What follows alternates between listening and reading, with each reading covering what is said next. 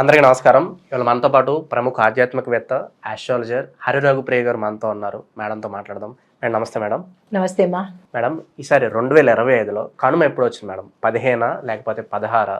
మరి ఆ రోజు ఏం చేస్తే బాగుంటుందంటారు? ఏ దేవుడికి ఆరాధిస్తే బాగుంటుందంటారు? కనుమ గురించి ఈసారి పూర్తి వివరాలు మాకు తెలియజేయండి. అయితే కనుమ మనకి 2025 జనవరి 15వ తారీఖు వచ్చింది. అయితే ఈరోజు మనం పూజించవలసిన అమ్మవారు మహాలక్ష్మి అమ్మవారు. అంటే ఏంటంటే భారతీయ హిందూ సంప్రదాయ ప్రకారము మనకి ఇది పాడికి సంబంధించినటువంటి, అంటే రైతులకు సంబంధించినటువంటి పండగ. భోగి పండగ, సంక్రాంతి, కనుమ, ముక్కనుమ, ఈ 4 రోజులు కూడా పాడి పంటలకు సంబంధించిన పండగ అనమాట. అయితే ఈ కనుమ రోజు మనం ఈ 3 భోగి నుంచి సంక్రాంతి నుంచి 3వ రోజు కనుమ రోజుకి వచ్చేసాము. మనం భోగి అప్పుడు సూర్యుడిని, శనేశ్వరుణ్ణి, సంక్రాంతి రోజు మహావిష్ణువుని, ఇలాగ ఈ రోజు మాత్రము పౌష్యలక్ష్మి అంటారు. పుష్యమాసము మనకి ప్రతీక మహాలక్ష్మి అమ్మవారు. పాడి పంటలు ధనలక్ష్మి, ధాన్యలక్ష్మి, అంటే లక్ష్మీదేవికి చాలా ప్రాశస్త్యము ఈ రోజు అనమాట, కనుమ రోజు. దాంతోపాటు భూదేవిని కూడా పూజ చేస్తారు. వీటితో పాటు వ్యవసాయదారులు అంటే రైతులు ఎక్కువగా చేసే వాళ్ళే ఎక్కువగా ఈ పండగను సెలబ్రేట్ చేసుకుంటారు. ఏం చేస్తారు అంటే ఈ సంవత్సరం అంతా పశువులు వాళ్ళకి కోడి దగ్గర నుంచి పెద్ద పెద్ద ఎద్దుల వరకు కూడా ప్రతి దాంట్లోనూ వాళ్ళకి సహకరించాయి పంటలు పండించడానికి. అంటే పక్షులు, కోళ్ళు, ఎద్దులు, ఆవులు, దున్నపోతులు, ఇలాగా ప్రతి ఒక్క పశువు కూడా వాటికి అంటే మనకి సహకరించింది కాబట్టి వాటికి కృతజ్ఞత కోసము ఎంతసేపు మనుషులమే కృతజ్ఞత చెప్పుకుంటున్నాం. నేచర్కి మరి మనది మూగజీవాలకి కృతజ్ఞత ఎలా చెప్పుకుంటాము? అందుకని ఈ పండగ రోజు వాటికి కృతజ్ఞత చెప్పుకునే రోజు, పాడి పంటలకు సంబంధించిన రోజు, తర్వాత పశువులకు ప్రత్యేకించిన రోజు. అయితే వాటికి ఎలా మనం కృతజ్ఞతలు చెప్పుకుంటాము అంటే, ఒక మనిషిని మనం గౌరవించాలంటే ఎలాగా? ఒక ఇంటికి ఆహ్వానించినప్పుడు వాళ్ళకి కాళ్ళు కడుక్కోవడానికి నీళ్ళు ఇస్తాము. అంటే ఒక మనిషిని ఎట్లాగా సాధారణంగా మనం గౌరవిస్తాము, బట్టలు పెడతాము, అలంకారం చేస్తాము. ఇంకా మన ఆడవాళ్ళు అయితే శ్రావణ మాసం అప్పుడు వాళ్ళకి అన్ని రకాల అలంకారాలు చేస్తారు ఒక అమ్మవారిలాగా. అలాగే ఇక్కడ పశువులకి కూడా శుభ్రంగా స్నానం చేయించి వాటి కొమ్ములకి రంగులు వేస్తారు. షార్ప్గా చెక్కి కొమ్ములకి రంగులు వేస్తారు. తర్వాత ఇంకా కొంచెం ఎక్కువగా అంటే బాగా డబ్బులున్న రైతులు ఏం చేస్తారు, వాటి కొమ్ములకి బంగారపు పొన్నులు కూడా పెడతారు. బంగారం పెట్టలేని వాళ్ళు వెండి పొన్నులు, అంటే వెండి తొడుగుల్లాగా తొడుగుతారు. అది కూడా అవకాశం లేని వాళ్ళు ఏం చేస్తారంటే ఇత్తడితో సంబంధించినటువంటి పెడతారు. ఈ 3 వాడతారనమాట. ఏంటంటే వాటికి మన గౌరవం, మనం అంటే నగలు వేసుకుంటాము, పాపం అవి ఏం వేసుకుంటాయి, వాటికి ఈ మర్యాద చేస్తాము. తర్వాత కాళ్ళకి గజ్జెలు కడతారు. అదేంటి మువ్వల్లాగా ఉంటాయి కదా, ఆ మువ్వలు 4 కాళ్ళకి కడతారు. వాటిని సర్వాంగ సుందరంగా, కొంతమంది అయితే మెడలోను దండలు కూడా వేస్తారు. ఆ రోజంతా పూలదండలు వేస్తారు. ఇంకా కొంచెం ఎక్కువగా బాగా డబ్బులు ఉన్న వాళ్ళైతే కనుక పూసల దండలు ఉంటాయి చూసారా, ఆ పూసల దండలతో కూడా వాటికి అంటే మన తాలూకా కృతజ్ఞత, ప్రేమ, ఈ అభిమానము వాటి పట్ల చూపిస్తామన్నమాట. ఇది ఈ రకంగా చేస్తారు. అయితే మనం కార్తీక మాసంలో దానాలు ఇవ్వడం కొంతమంది ఇవ్వలేకపోతారు. సంక్రాంతిలో ఏ దానాలు చేస్తే బాగుంటుంది? తప్పకుండా. అందుకని ఏం చేస్తారు, తదుపరి వచ్చిన మాసమే కాబట్టి ఈ రోజు ఏం చేస్తారంటే సంక్రాంతి రోజు లేదా కనుమ రోజు ఎరుపు రంగు వస్త్రాలు, ఎరుపు రంగు పువ్వులు, నీళ్లు అంటే ఉదక దానము, తర్వాత అక్షతలు దానం ఏమిటి అని అడగొచ్చు. అక్షంతలు కూడా కలిపి దానంగా ఇస్తారు. బియ్యం దానంగా ఇస్తారు. కొత్త పంట వస్తుంది కదా, బియ్యం దానంగా ఇస్తారు. తమలపాకులు కూడా దానంగా ఈరోజు ఇవ్వచ్చు. ఆ రోజు మిస్ అయినవి, ఆ మాసం అంతా మనం మిస్ అయినవి ఈరోజు ఈ దానం ఇచ్చుకుంటే తత్సమానమైన ఫలితం మనకి ఈరోజు వస్తుంది అనమాట. అండ్ వాళ్ళకి ఏం చేసినా చేయకపోయినా రథం ముగ్గు మాత్రం వేస్తూ ఉంటారు. మరి ఏంటి ఆ రథంలో ఎవరన్నా దేవతలుగానో వచ్చేస్తారనే భావన, లేకపోతే ఏంటంటారు? తప్పకుండా. చాలా అంటే ముగ్గులన్నీ ఒకటే కదా, ఏ ముగ్గు వేస్తే ఏమిటి అన్నట్టుగా కొంతమంది రకరకాలు ఏవేవో వేసేస్తుంటారు.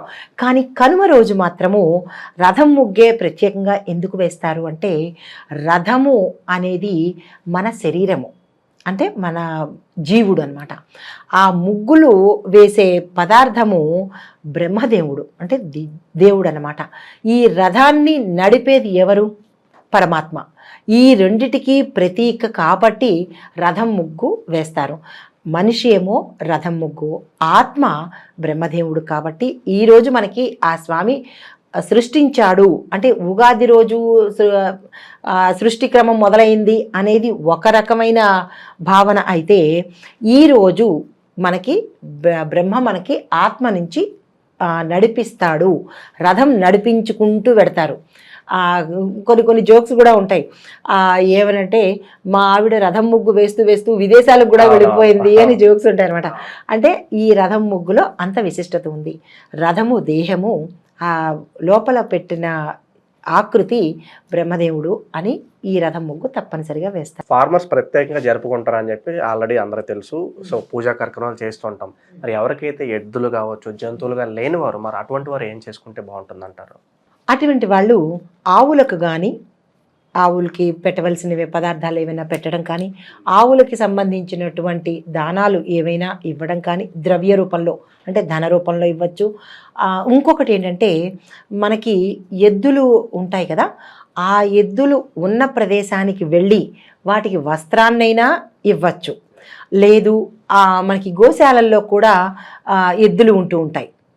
వాటికి ప్రత్యేకంగా, ఆవులకి ఎలాగా మనం పూజ చేస్తుంటామో ప్రత్యేకంగా గోశాలలో ఎద్దులు ఉంటే కనుక మనం వాటికి, ఎందుకంటే అవి పండించిన పంటనే కదా మనం తింటున్నాము. మనం కూడా వ్యవసాయదారులే కాదు, మనం కూడా కృతజ్ఞత చెప్పుకోవాలి. అవి పండించిన ఆహారాన్ని మనం తింటున్నాం కాబట్టి ప్రత్యేకంగా గోశాలలో ఎద్దులకు మనం పూజ చేసుకున్నట్టయితే కనుక రైతులు చేస్తే ఎంత ఫలితం ఉంటుందో ఆ తల్లి మనకి కూడా అనుగ్రహాన్ని ఇస్తుంది. తర్వాత మనం రైతులే భూమి పూజ చేయాలా, మనం చెయ్యకూడదా? రైతులకి ప్రతిదీ రైతులకనే కాదు, మనం కూడా ఆ రోజు భూమి పూజ చేసుకోవాలి. ఎందుకంటే మనం కూడా భూమి మీద నివసిస్తున్నాం కదా, ఎటువంటి భూకంపాలు రాకుండా, భూమికి సంబంధించినటువంటి ఎటువంటి ప్రమాదాలకు లోను కాకుండా ఆ భూమాతకి మనం కృతజ్ఞతగా ఇది కూడా మనం పూజ చేసుకోవాలి. ప్రతి ఇంట్లో కూడా కనుమ రోజు వ్యవసాయదారులే కాదు భూమాతకి పూజ చేసేది, మనం కూడా భూమాతకి పూజ చేసుకోవాలన్నమాట. ఎలా పూజ చేసుకోవాలి? భూసమేత మనకి వరాహస్వామి ఉన్నారు కదా, ఆ స్తోత్రం చదవడం కానీ, మనం ఎక్కడైతే ఉన్నామో ఆ ప్రాంతాన్ని శుభ్రంగా అలికి ముగ్గులు పెట్టి పసుపు కుంకుమతో, అంతే. భూమాత అష్టోత్తరం ఉంటుంది కదా, అది మనకి తెలియదు అనుకుందాం, మహాలక్ష్మిని చేయండి, భూమాతను తలుచుకుని. ఆ భూమాత కూడా విష్ణుమూర్తి భార్యే కదా, ఆ విష్ణుమూర్తికి సంబంధించిన అష్టోత్తరాలు చదువుకుని ఆ తల్లికి పూజ చేసి, అరటిపండు దేనిలో పెట్టాలి అంటే అరిటాకులో పెట్టాలి. మనం భోగి రోజు రేగుపండు ఆకులో పెడతాము, ఈరోజు అరిటాకులో యథాశక్తి ఉన్నవాళ్ళు నవకాయ పిండి వంటలు చేయండి. లేదు మాకు శక్తి లేదు అనుకున్న వాళ్ళు అరటి పండుతో పాటు బెల్లము చలివిడి కనుక పెట్టినట్టయితే ఆ తల్లి సంతోషిస్తుంది. రైతుల్ని ఆ రకంగా అనుగ్రహిస్తే మనకి ప్రమాదాలు జరగకుండా ఆ తల్లి కాపాడుతుంది అనమాట. సంక్రాంతి సమయాల్లో చక్కగా హరిదాసులు వస్తారు, మనం బియ్యం ఇస్తూ ఉంటాం, అలాగే బొమ్మల కొలువు చేస్తూ ఉంటారు. కాలక్రమేణా ఇవన్నీ కూడా తగ్గిపోతున్నాయి. ఏమనిపిస్తుంది మీకు? మరి ఇవన్నీ తగ్గిపోతూ వెళ్ళిపోతున్నాయి కాలక్రమేణా వచ్చేసరికి. సమయాభావం వల్ల అన్నీ తగ్గిపోతున్నాయి. కానీ ఈ బొమ్మల కొలువు పెట్టడంలో దసరా రోజు ఒక్కరోజు పెడతారు కొంతమందికి, అంటే నార్త్ సైడ్ వాళ్ళు దసరా రోజు పెడతారు, మన దక్షిణాది వారు సంక్రాంతి రోజు పెడతారు. ఎందువల్ల బొమ్మల కొలువు పెడతారు అంటే, బొమ్మల కొలువు సమిష్టిని మనకి అంటే సమిష్టి అంటే ఐక్యతను తెలియజేస్తుంది. ఆ రకంగా పిల్లలకి, నెక్స్ట్ జనరేషన్ వాళ్ళకి తెలియచెప్పడం కోసము 7 రకాల స్టెప్స్ వేస్తారు. ఈ పాత బొమ్మలు అంటే గతకాలం అమ్మమ్మల వాడిన దగ్గర నుంచి, అంబల వాడిన దగ్గర నుంచి తీసుకొచ్చిన బొమ్మలు మన ఇంటికి లక్ష్మిని ఇస్తాయన్నమాట. అంటే ఐశ్వర్యాలను కలగజేస్తాయి. మొదటి మెట్టులో దీనికి కూడా ఒక ప్రత్యేకత ఉంది. ఎట్లా అంటే ఈ మెట్టులో ఇవి అంటే 7 లోకాలు అని మనం తెలుసుకున్నాం కదా, పైన 7 లోకాలు, కిందన 7 లోకాలు. ఈ 7 లోకాలను మనకి పాతాళ లోకంలోకి సంబంధం ఉండదు. ఈ భూమి మీద నుంచి పైన 7 లోకాలు ఎలాగైతే 7 మెట్లుగా వాటిని అలంకారం చేసుకుని ఒక్కొక్క దాని మీద దశావతారాలు కొంతమంది పెడతారు. అంటే ప్రతి ఒక్కదాన్ని మనకి తెలియపరచడం కోసము ఒక మెట్టు మీద దశావతారాలు, రెండో మెట్టు మీద సామాజిక మాధ్యమాలు అంటే మన కుటుంబ వ్యవస్థను తెలియచేసేవి, తర్వాత మూడో మెట్టు మీద మన జంతువుల్ని సంబంధించినవి తెలియపరిచేవి, ఇలాగా ఒక్కొక్క 7 మెట్లకి కూడా 7 రకాలుగా మనం అలంకారం చేసుకుని బొమ్మల కొలువు పెట్టుకుంటాము. ఆ బొమ్మల కొలువు పెట్టడం వల్ల ఆ దేవతలే మన ఇంటికి వస్తారు అన్న భావన కాదు, ఇది వాస్తవం కూడా.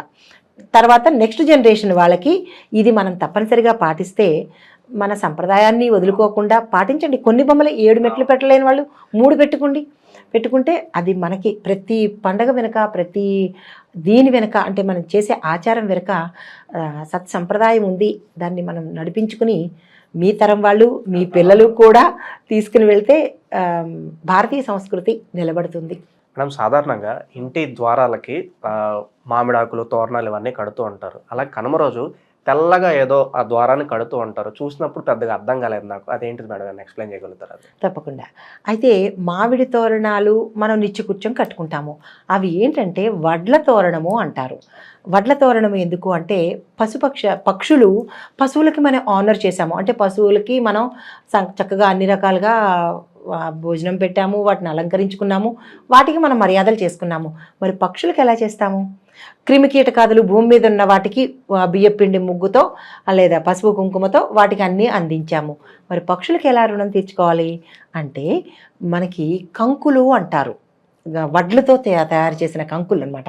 అవి కనుక మనం ఆ రోజు కనుమ రోజు ద్వారానికి దండెంగా అంటే ఒక తోరణంగా కనుక కడితే పిచ్చుకలు, పావురాలు ఇలాంటి రకరకాల పక్షులు ఉంటాయి కదా, ఆ పక్షులు వచ్చి అవి తింటే మన ఇంటికి ధాన్యలక్ష్మి వస్తుంది అని ఇందులో అంతరార్థం అనమాట. అవి ధాన్యం కంకులే కదా, అవి కనుక కడితే మన ఇంటికి లక్ష్మీదేవి, ధాన్యలక్ష్మి వస్తుంది అని అది దీని వెనక ఉన్న అర్థం అనమాట. ఆ లక్ష్మిని ఆహ్వానించినట్టు. మనం అలాగే ఈ పండగ రోజు తెలుసో తెలియకో కొంతమంది కొన్ని తప్పులు చేస్తూ ఉంటారు. సో పొరపాటును కూడా చేయకుండా పనులు అంటే ఏం చెప్తారు కనుమ రోజు? తప్పకుండా. అంటే పండగలప్పుడు మనం శుచిగా, శుభ్రతగా ఉండాలి. ఎక్స్టర్నల్లే కాదు, ఇంటర్నల్గా కూడా. అంటే బుద్ధిరీత్యా కూడా, మనసు రీత్యా, మాట రీత్యా, ఆహార నియమాలు కూడా. అంటే ఈ 3 రోజులు మద్య నిషేధము, మాంసాహార నిషేధము, దైవ ప్రార్థన, అనృతము అంటే అసత్యాలు చెప్పడము, ఈ అనృతాలు మాట్లాడడము, తర్వాత ఎదుటి వాళ్ళని నిందారోపణ అంటారు.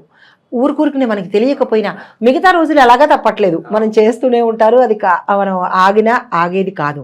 కానీ ఈ కనుమ రోజు అంటే కనుమ అంటే ఈ పండగ రోజు, భోగి, సంక్రాంతి, కనుమ రోజు, ఈ 3 రోజులు పండగల రోజు. ఈ పండగనే కాదమ్మా, ఏ పండగ రోజైనా ఈ నియమాలు అంటే ఇందాక అనుకున్న నియమాలు ఉంటాయి కదా, మాంసాహార నిషేధము, మద్యం సేవించకపోవడము, ఇట్లా చెడు మాటలు మాట్లాడకపోవడము, పరనింద చేయకపోవడము, ఇలాంటివి కనుక మనం ఈ పండగ నియమాల్లో చేర్చుకున్నట్టయితే మనం చేసే పూజలు కానీ, వ్రతాలు కానీ, దానాలు కానీ సత్ఫలితాలను ఇస్తాయి. తప్పకుండా ఇవి మనం పాటించేలా చేద్దాం. ఒకప్పుడు ఇలా చేసేవాళ్ళం అని చెప్పుకోవడం కన్నా ఇప్పటికీ కూడా చేస్తున్నాం అని చెప్పుకోవడంలో ఎంతో మంచి విషయం అది. మొత్తానికి 2025లో కనుమ ఎప్పుడు వచ్చింది, ఏ దేవుడికి ఆరాధించాలి, పూజా విధానం ఎలా ఉండాలి, క్లియర్ కట్గా ఎక్స్ప్లెయిన్ చేశారు madam. Thank you so much. నమస్తే అమ్మా.